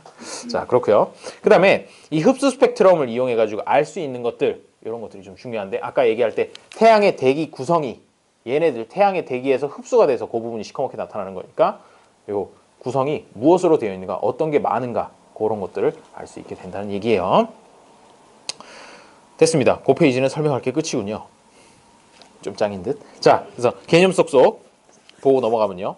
우주의 원소 분포에 대한 설명으로 옳은 것은 동그라미, 옳지 않은 것은 X로 표시하시오. 양성자와 중성자 생성 초기에는 양성자와 중성자의 수가 비슷했다. 맞죠? 처음에는 1대1이었다 그랬어요. 그러다가 나중에는 몇 대 몇? 뭐가 7? 양성자가 7로 이렇게 많아졌다. 그거를 좀 잘 기억을 해줘. 자, 그 다음에 우주의 팽창으로 중성자에서 양성자로의 변환이 어려워졌다? 틀린 말이죠. 반대예요. 양성자에서 중성자로 변환이 어려워진 거지. 그래서 양성자 개수가 많아진 거야. 자, 그럼 3번에 헬륨 원자핵이 형성되기 직전 양성자와 중성자의 개수비는 약 3대1이었다? 아니죠. 7대1이죠. 이런 식으로 치사하게 막 3대1. 왜냐하면 여기서 비율이 몇 가지가 나오거든. 그치? 막 12대1, 3대1, 7대1 막 이렇게 되니까 막 섞어서 막 얘기하면 좀 헷갈릴 수 있어요. 자, 그 다음에 한 개의 양성자와 한 개의 중성자가 결합하여 헬륨 원자핵을 만들었다? 아니죠. 두 개씩 결합해서 헬륨 원자핵을 만들었습니다. 우주에 분포하는 수소 원자의 헬륨 원자의 질량비는 약 3대1이 되었다. 맞죠? 좋아요. 다음에 5번에 다음 설명에 해당하는 스펙트럼의 종류를 쓰시오라고 했는데 보통 이렇게 말로 물어보지는 잘 않아. 말로 물어보지는 않고 이렇게 그림을 흑백으로 알아볼 수도 없는 그림을 줘놓고 물어보곤 하죠. 자, 어쨌든 말로 돼 있으니까 얘기를 해보면 고온의 별이 빛을 방출하는 경우에 나타난다 라고 하면은 이거는 연속 스펙트럼이 되고 별빛이 저온의 기체를 통과할 때 흡수되고 남은 빛에 의해 나타난다. 이게 바로 흡수 스펙트럼이죠. 아까 얘기했던 그 태양 위에 대기에 흡수되는 그런 걸 얘기하는 거고요. 고온의 별 주위에서 에너지를 얻은 기체가 빛을 방출하는 경우에 나타나는 게 바로 방출 스펙트럼이 되겠죠. 별빛의 스펙트럼으로 분석한 결과 우주를 구성하는 원소 중 가장 높은 비율을 차지하는 두 원소는 무엇과 뭐? 그렇죠. 수소와 헬륨이고 그리고 우주에 존재하는 두 원소의 질량비는 약 3대1이고 이는 빅뱅 우주론을 지지하는 증거이다. 라고까지 해주면 되겠어요. 자, 수고했고요. 내신 쑥쑥 문제는 지난번에 같이 푼 바가 있습니다. 같이 푼 바가 있고 시험 직전에 시험 범위에 해당하는 문제는 여기 있는 문제 말고 다른 문제들을 이렇게 프린트해가지고 나눠줄 거야. 프린트해가지고 직접적으로 풀어볼 것이고요. 오늘은 넘어가서 20페이지에 있는 부분을 조금 더 설명을 드리도록 하죠. 20페이지부터. 찡그리지 말아요. 여기까지 할 거야. 23페이지까지 할 거야. 자, 괜찮아. 이거 다 한 번씩 들었던 내용이야. 잘 알 수 있어요.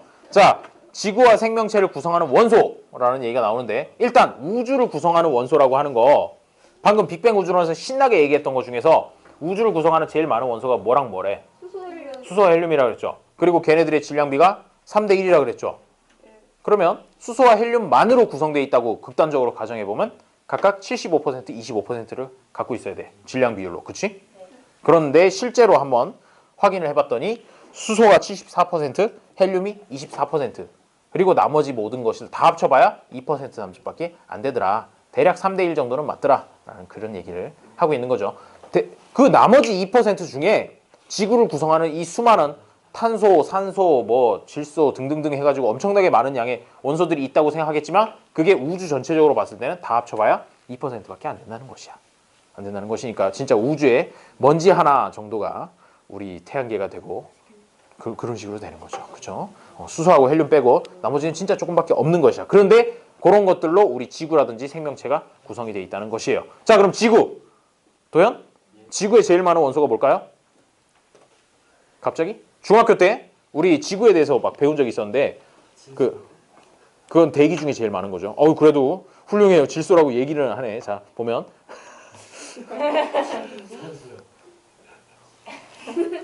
그래요. 자, 보면 지구가 일단 땅부터 먼저 생각을 해보면 제일 바깥쪽에 지각이 있죠.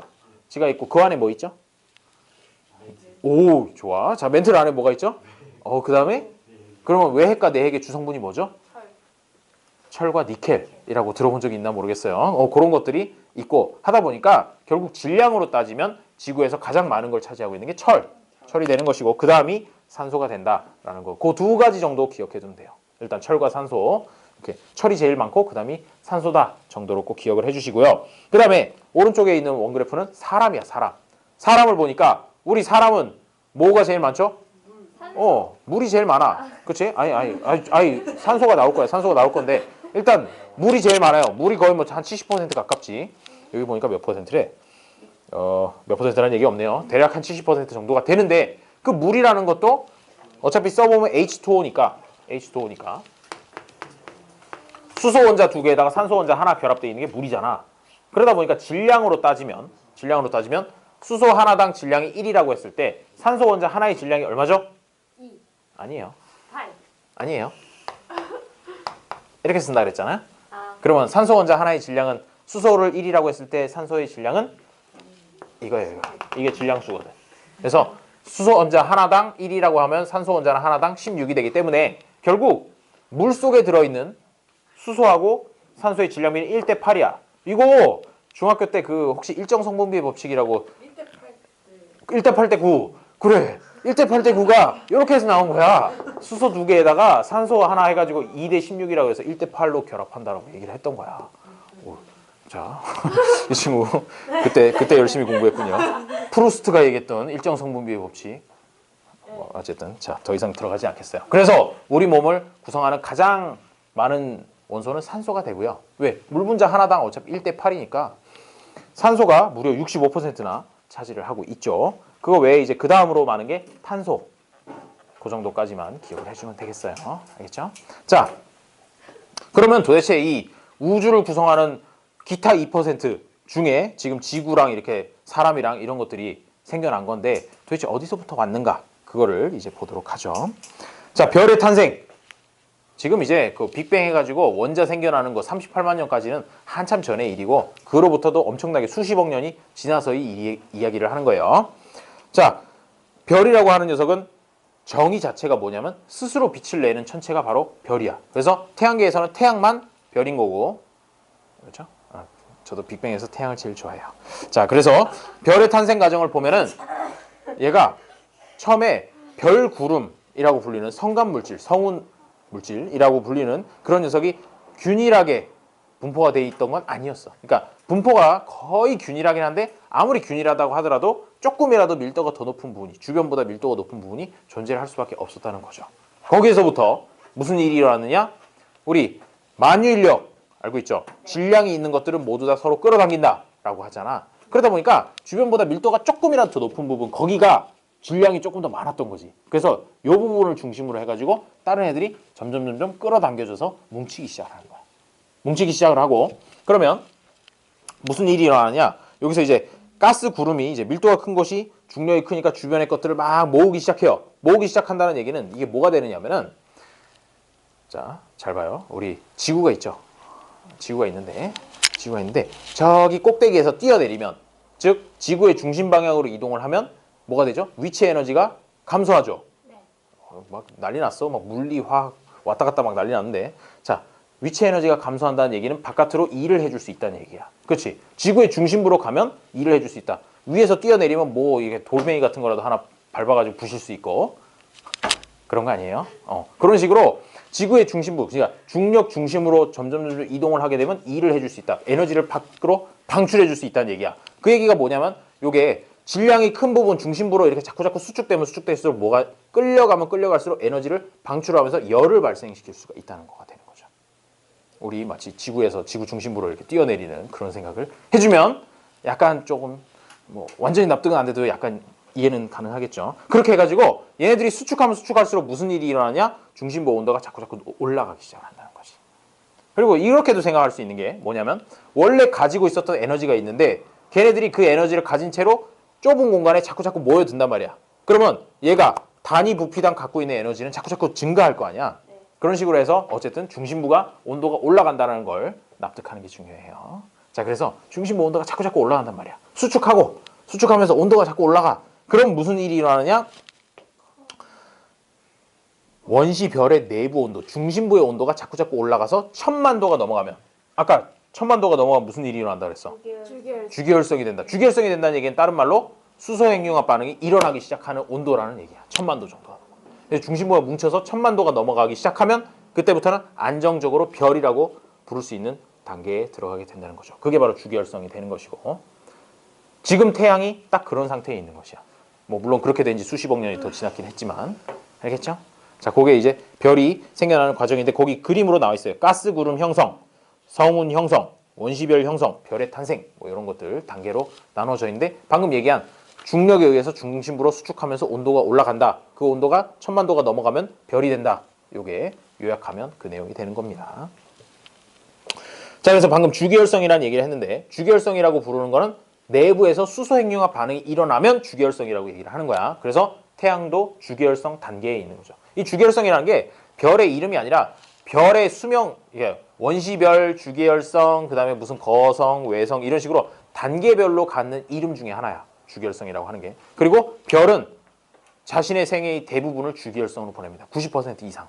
90% 이상을 주기혈성으로 보내게 되는데 이 주기혈성 단계가 주자가 붙은 게 굉장히 이렇게 뭔가 좀 진짜 주가 되는 뭐 그런 느낌이잖아. 그러다 보니까 얘가 굉장히 안정적인 상태예요. 뭐가 안정적이라는 거냐면 거기 보면 수소핵융합 반응으로 에너지를 방출하는 별로 별의 크기가 일정하게 유지된다.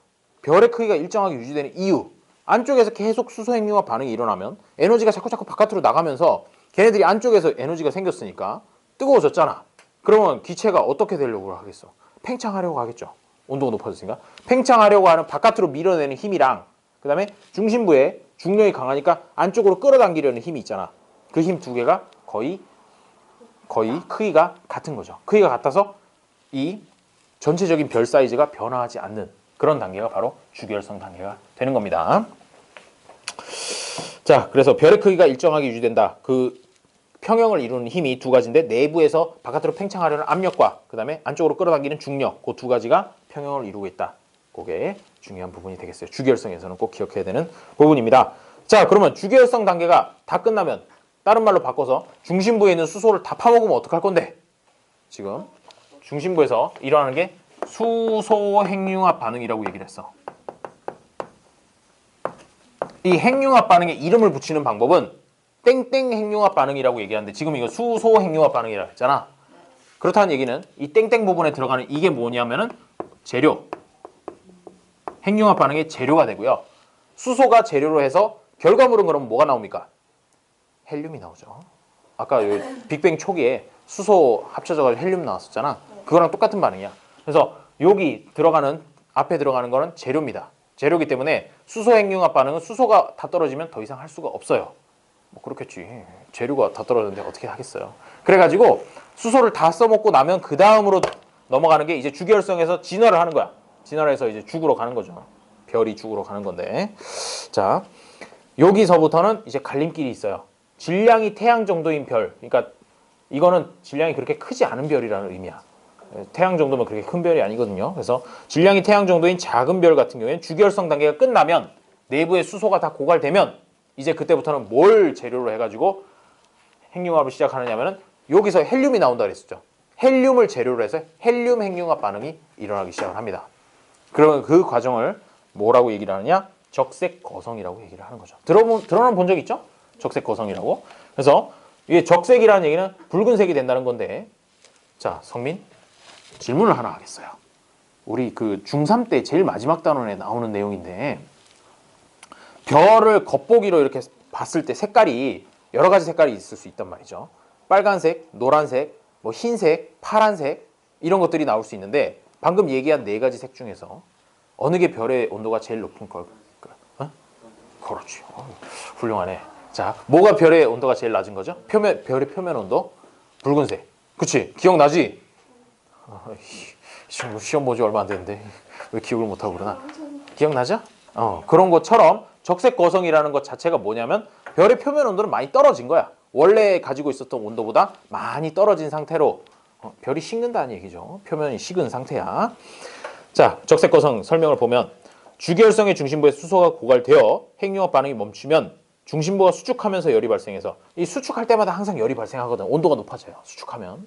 자, 중심부 바깥에 수소층이 가열이 된다. 수소층의 수소 핵융합 반응이 일어나면 내부 압력이 커지므로 별이 팽창하여 적색 거성이 된다. 별이 커진다는 얘기지. 커져서 거성이라고 부르는 거야. 큰 별이라고 해서.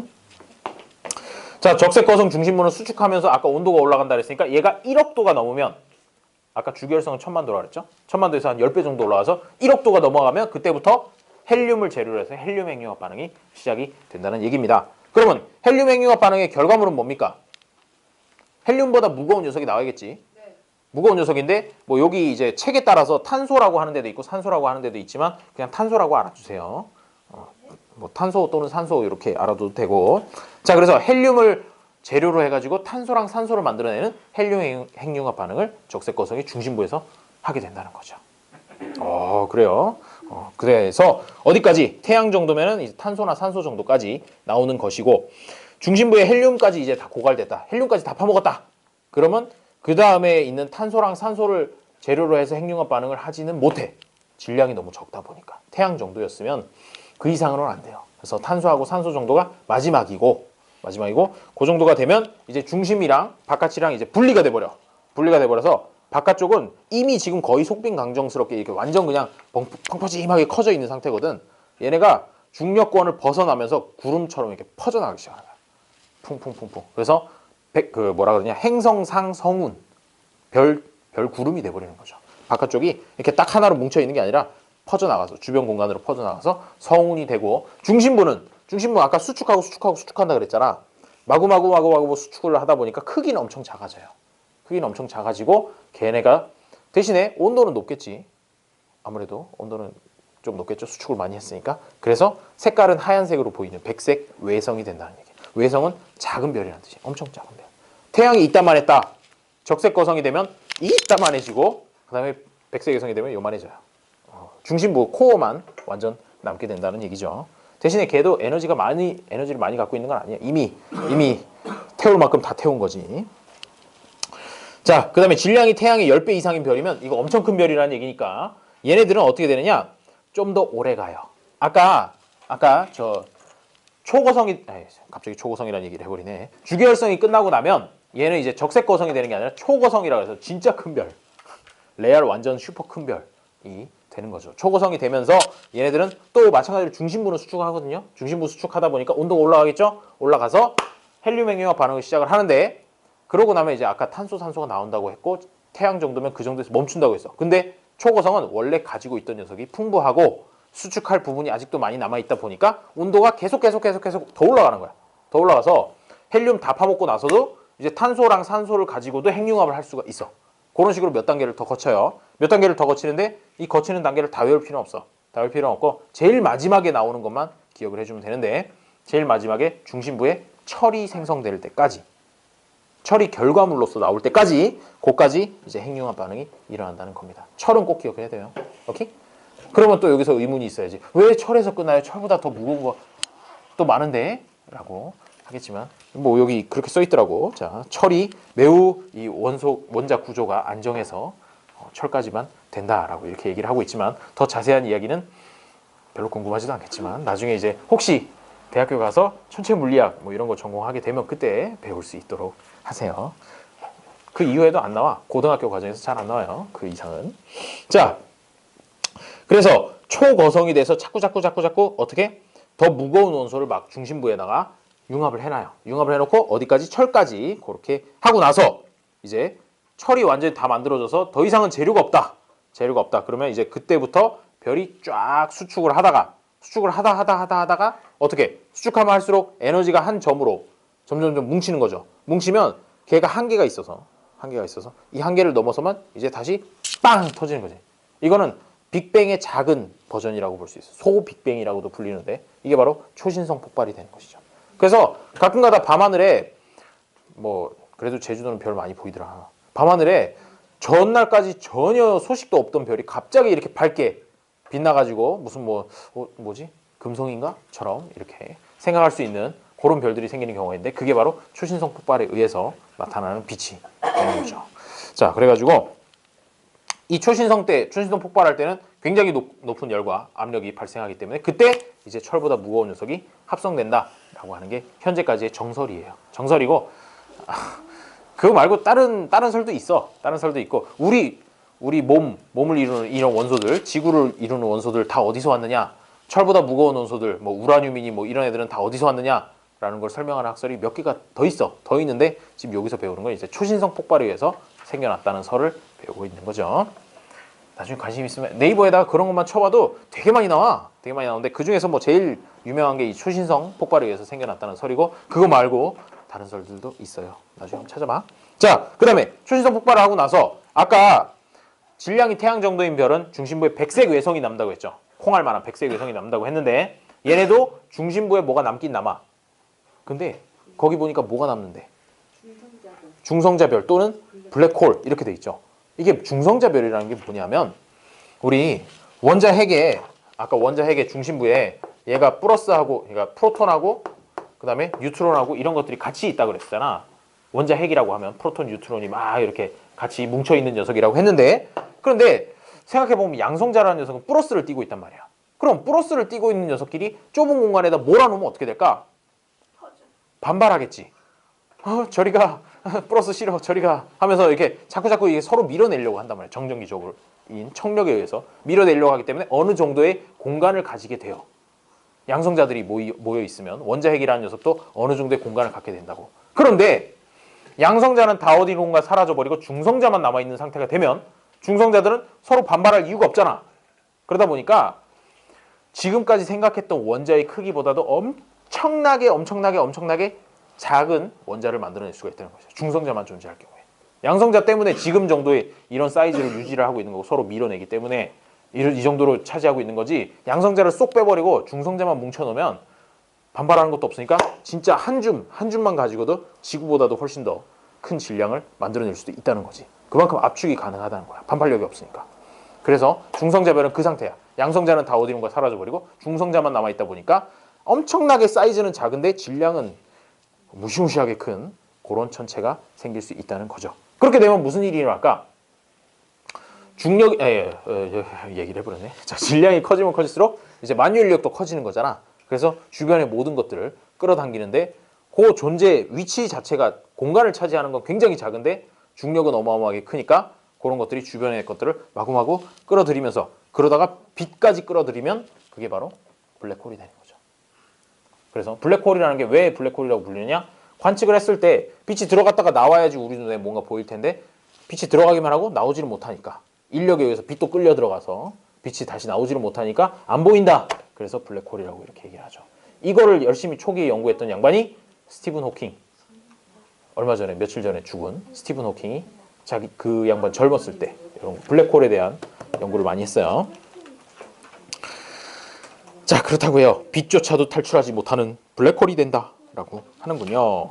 자, 그러면 개념 쏙쏙. 자, 여기까지가 이제 별의 일생이었고요. 그래서 정리를 해보면 질량이 태양 정도인 녀석은 주계열성 단계를 거쳐서 적색 거성을 거쳐서 백색 외성이랑 행성상성원으로 분리가 된다. 질량이 태양보다 10배 이상 큰 녀석은 주계열성 단계를 지나서 초거성이 된 다음에 초신성이 되고 그 다음에 중성자별과 블랙홀이 된다라는 그런 식으로 정리를 할 수 있어요. 자, 원소에 대한 설명으로 옳은 것은 동그라미, 옳지 않은 것은 X로 표시하죠. 지구와 사람에는 공통적으로 산소가 가장 많다? X. 그거 봐, 도현 딱 X라고 얘기하잖아. 아까 이제 철이 많다고. 기억. 알았어요. 자, 지구와 사람을 이루는 주요 원소는 별의 진화 과정에서 생성되었다. 맞죠? 지구와 사람을 이루는 주요 원소는 철, 산소 이런 것들이니까 그런 것들은 별의 진화 과정에서 뭐 헬륨 핵융합, 그다음에 뭔 핵융합이야? 규소황 핵융합 이런 것들에 의해서 생겨났다는 것이죠. 자, 이번에 원시별은 중력에 의해 수축하면서 온도와 압력이 높아진다. 낮아진다 아니죠. 자, 주계열성 중심부에서는 수소 핵융합 반응으로 헬륨이 생성되고요. 별의 내부에서 핵융합에 의해 생성될 수 있는 가장 무거운 원소는 철이고 이보다 무거운 원소는 초신성 폭발할 때 생성된다. 이렇게 해두면 되겠어요. 아, 이거 태양계랑 지구 생성하는 것도 5분이면 돼. 자, 괜찮아요. 내일 토요일이잖아요, 여러분. 내일 토요일이잖아요. 내일 아침 8시 일어나네요. 맞아요. 저도요. 내일 연습 가야 돼. 5분 일찍 끝난다고 더 잘 수 있나요? 자, 들어봐요. 왜? 저 집 가서요 단어 120개월 시끄러워요. 자. 단어 50개월 태양계와 지구의 형성. 한마디만 할게. 자, 그럼 도대체 태양계와 지구는 어떻게 형성됐는가? 라는 건데. 처음에 이제 초신성 폭발로 인해서 걔네들 별의 잔해들이 공간으로 퍼져나갔을 거 아니야. 그런 공간으로 퍼져나간 별의 잔해들 중에서 또 뭐가 있었냐? 밀도가 조금이라도 주변보다 높은 부분이 있었을 거라는 거죠. 거기를 중심으로 마치 별이 생길 때처럼 뭐 태양계도 이제 태양도 별이니까 그런 식으로 해서 거기서 이 원시별 생겨나는 것처럼 똑같이 중심부에 이제 원시 태양을 중심으로 해서 뭉치기 시작을 해요. 뭉치는데 이때 뭉치다 보면 필연적으로 회전을 하게 되죠. 회전을 하게 되면서 어떻게 중심부에 있던 물질들이 바깥으로 이제 퍼져나가기 시작하는 거예요. 그걸 보고 뭐라고 얘기하냐? 이게 원시 원반이라고 해요. 원시 원반. 원반 모양이 이렇게 생겼잖아. 이렇게 쭉 퍼져나가는 그런 모양으로 생겼죠. 자, 그 중에서도 또 이제 조금 더 밀도가 높은 부분에 미행성체라고 조그마한 별 쪼가리들이 생기기 시작했고 얘네들이 마치 우리 지우개로 이렇게 해놓으면은 지우개 똥 같은 거 이렇게 쫙 굴리면은 커지듯이 그런 식으로 미행성체들이 돌아다니면서 다른 미행성체들이랑 충돌을 막 하는 거야. 충돌을 할 때 쩔거덕 붙어서 자꾸 등치를 키우는 거죠. 등치를 키우면 주변을 또 끌어당기고 또 점점 흡수를 해가지고 자꾸 커지는 것이야. 그런데 그 과정에서 무슨 일이 일어났냐? 미행성체가 막 이렇게 충돌을 하다 보면 뺨을 막 계속 때리면 어떻게 돼? 얼굴이 시뻘개지고 열나죠. 그런 거랑 똑같이 이 원시 지구라고 하는 녀석도 돌아다니면서 미행성체들을 흡수할 때 걔가 계속 와서 때리니까 온도가 자꾸 올라간다고. 표면의 온도가 올라가서 결국 원래 고체 상태였는데 온도가 자꾸 올라가니까 액체가 돼버려서 마그마의 바다라는 게 형성이 돼요. 마그마가 뭐니? 돌 녹아 있는 게 마그마지 뭐. 그치? 암석 녹아 있는 게 마그마니까. 그런 식으로 액체 상태가 돼가지고 지구가 액체 덩어리가 되는 거지. 액체 덩어리가 된 다음에 액체가 되면 뭐가 생기냐? 유동성이 생기니까 무거운 녀석은 좀 더 중심부로 가라앉고 가벼운 녀석은 좀 더 위쪽으로 이렇게 분리가 되는 그런 현상이 일어났다는 거예요. 그래서 그때 이제 액체 상태, 마그마의 바다가 형성이 되면서 내핵이랑 외핵이 생겼다고 하는 거죠. 내핵이랑 외핵에 들어있는 철이랑 니켈이 밀도가 높은 물질이거든. 그래서 중심부로 내려가고 나머지 산소라든지 규소라든지 이런 것들이 조금 더 바깥쪽에 자리를 잡게 됐다. 그 이후에 미행성체를 자꾸 잡아먹다 보니까 이제 먹을 게 별로 없잖아. 먹을 게 별로 없으니까 그때부터는 충돌 횟수가 눈에 띄게 줄어들고 온도가 떨어지기 시작을 했던 것이에요. 그래서 식으면서 지각이 형성되었다라는 그런 얘기가 되겠어요. 수고했어요. 여기까지 하도록 하겠습니다. 되게